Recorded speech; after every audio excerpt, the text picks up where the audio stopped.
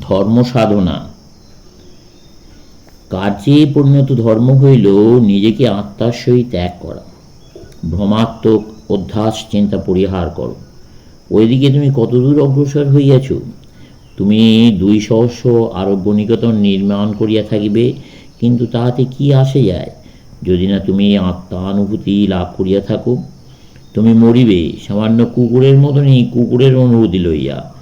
কুকুর মৃত্যুকালে চিৎকার করে আর কাঁদে, কারণ সে জানে যে সে জড়বস্তু এবং সে নিঃশেষ হইয়া যাইতেছে।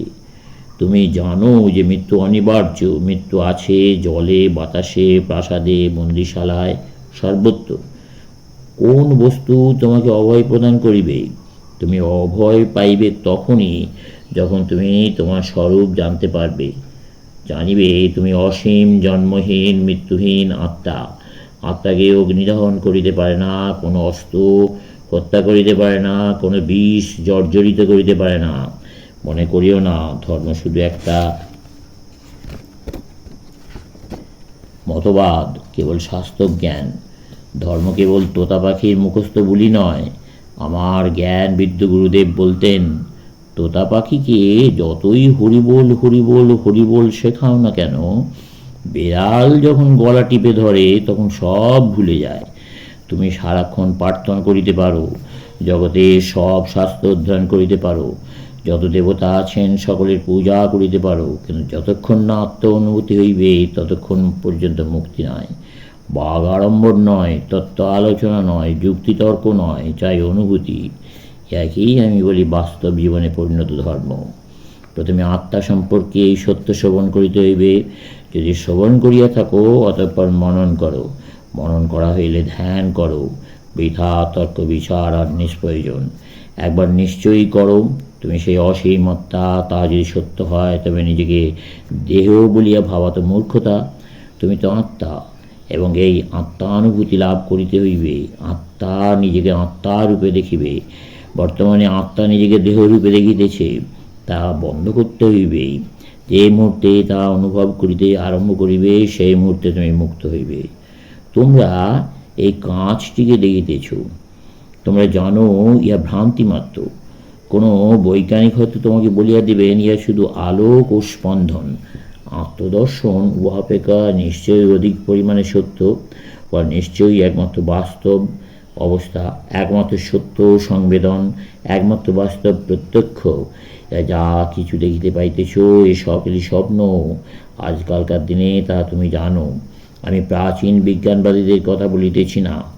আধুনিক পদার্থবিদ্যাবিদও বলবেন দৃশ্যমান বস্তুর মধ্যে আছে শুধু আলোক স্পন্দন। আলোক স্পন্দনের সামান্য ইতর বিশেষের দ্বারাই সমস্ত পার্থক্য ঘটিতেছে। তোমাকে অবশ্যই ঈশ্বর দর্শন করিতে হইবে, আত্মানুভূতি করিতে হইবে, আর উহা বাস্তব ধর্ম। যীশুখ্রিস্ট বলিয়া গেলেন, যাদের চিত্ত বিনয় নম্র তারা ধন্য, কারণ স্বর্গরাজ্য তাহাদেরই প্রাপ্য।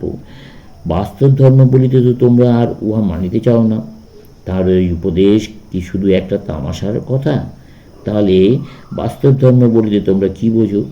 তোমাদের বাস্তবতা হইতে ঈশ্বর আমাদের রক্ষা করুন। যারা শুদ্ধ চিত্ত তারা ধন্য, কারণ তারা ঈশ্বর দর্শন করিবে। এই কথায় কি পথ পরিষ্কার করা, আরোগ্য ভবন নির্মাণ করা প্রভৃতি বোঝায়? যখন শুদ্ধ চিত্তে এই সকল অনুষ্ঠান করিবে তখন ইহা সৎকর্ম। $20 দান করিয়া নিজের নাম প্রকাশিত দেখিবার জন্য সান ফ্রান্সিসকোর সমস্ত সংবাদপত্র ক্রয় করিতে যাইও না। নিজেদের ধর্মগ্রন্থে কি পাঠ করো নাই যে কেহই তোমাকে সাহায্য করিবে না? ঈশ্বরকে উপাসনা করার মনোভাব লইয়া ঈশ্বরকেই দরিদ্র, দুঃখী বা দুর্বলের মধ্যে সেবা করো। তা সম্পন্ন করিতে পারিলে ফলপ্রাপ্তি গৌণ কথা। লাভের বাসনা না রাখিয়া ওই ধরনের কর্ম অনুষ্ঠান করিলে আত্মার মঙ্গল সাধিত হয়, এবং এরূপ ব্যক্তিদেরই স্বর্গরাজ্য লাভ হয়। এই স্বর্গরাজ্য রইয়াছে আমাদেরই মধ্যে।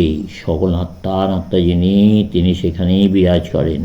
তাকে নিজের অন্তরে উপলব্ধি করো। তাহাই কার্যে পরিণত ধর্ম, তাহাই মুক্তি। পরস্পরকে প্রশ্ন করিয়া দেখা যাক আমরা কে কতদূর এই পথে অগ্রসর হইয়াছি। কতদূর আমরা এই দেহের উপাসক, কতদূরই বা পরমাত্মা স্বরূপ ভগবানে ঠিক বিশ্বাস করি, এবং কতদূরই বা আমাদিওকে আত্মা বলে বিশ্বাস করি, তখন সত্য সত্যই স্বার্থশূন্য হইব। ইহাই মুক্তি, ইহাই প্রকৃত ঈশ্বর উপাসনা। আত্মাকে উপলব্ধি করো, তাই একমাত্র কর্তব্য। নিজে সর্বত যাহা, অর্থাৎ নিজেকে অসীম আত্মারূপে জানো, তাই বাস্তব ধর্ম। আর যাহা কিছু সকলই অবাস্তব, কারণ আর যাহা কিছু আছে সকলই বিলুপ্ত হইবে, একমাত্র আত্মা কখনো বিলুপ্ত হইবে না। আত্মাই শাশ্বত। আরোগ্য নিকেতন একদিন ধসিয়া পড়িবে। যাহারা রেলপথ নির্মাতা, তাহারাও একদিন মৃত্যুমুখে পতিত হইবে। এই পৃথিবী খণ্ড খণ্ড হইয়া উড়িয়া যাইবে, সূর্য নিশ্চিহ্ন হইবে, কিন্তু আত্মা চিরকাল ধরিয়া বিরাজ করিবেন। কোনটি শ্রেয়?